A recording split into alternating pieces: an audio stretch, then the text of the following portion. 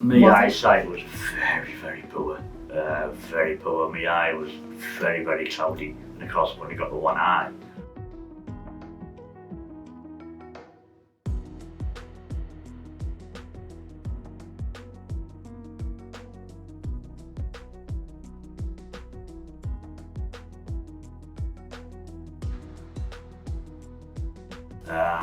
It was basically, if you can imagine a really smoky room, or like looking through a piece of tracing paper and you can barely see anything around you.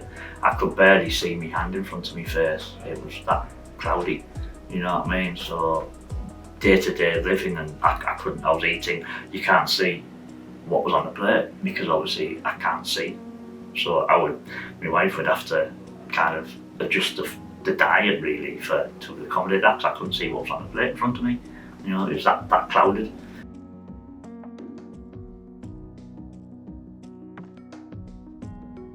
When it was that bad, I couldn't do a lot at all, to be quite honest, because obviously my vision was so poor.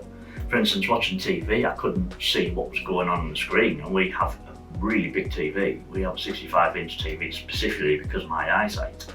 So watching TV and football and stuff like that, football, I couldn't see the ball when my vision was at its worst. Just before, I could barely see the players running around the pitch, and that's on a 65-inch UHD screen from about 5 feet away from roughly where you're sat now.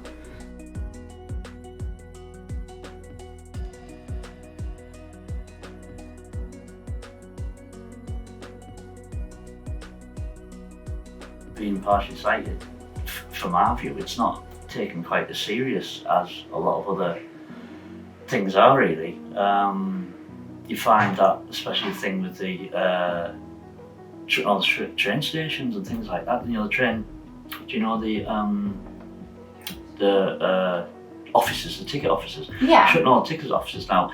I can't go to a train station and use the machines outside because I can't read the display quick enough or like closely enough. You know what I mean? So things like that, it's just forgotten about. Things like that, and all the people who use trains who've got vision impaired, they won't be able to do that. Mm-hmm. You know what I mean? But it's not taken seriously enough.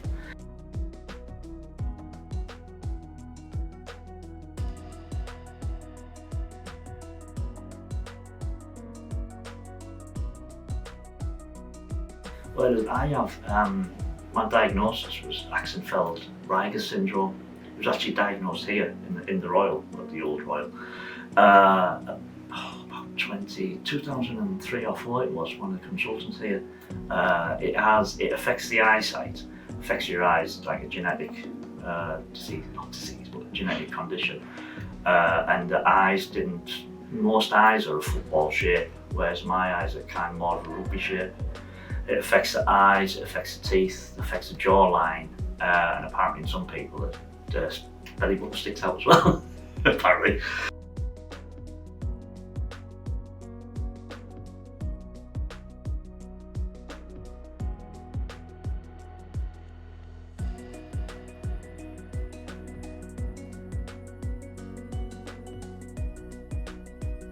I've known about it for a number of years, for a couple of years now. A consultant first mentioned it about 3 or 4 years ago. Professor K actually got it put onto the NHS himself with a campaign, so it could be available on the NHS for patients, because the actual device that's in the eye actually costs $8,000, and it actually comes from Boston in America. It's not called the Boston K Pro for some cheap tag name. It actually comes from Boston, so it's obviously quite expensive. So, and obviously the hospital in St Paul's fund that. So Professor K got that available on the NHS. But because I've obviously only got the one eye, because it's quite a new procedure as well, there was obviously a risk involved. If my eye didn't take to it and if I couldn't perform it on the operation, it didn't go well, I'll be left basically blind or very close to it.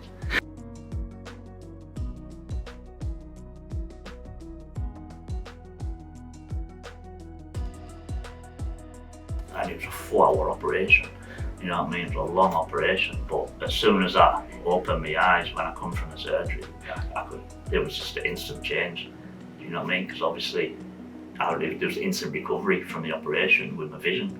So when obviously the operation came up and I opened my eyes for the first time, I knew straight away that it worked without even anyone telling me, you know what I mean? Because I could see, I had a patch on my eye for a few hours obviously when I woke up, but even with that patch on, I could still see more detail of the patch on my eye, so I knew before they even removed the patch that it worked. You know what I mean? So, and then obviously when they took the patch off, and everything just in high definition.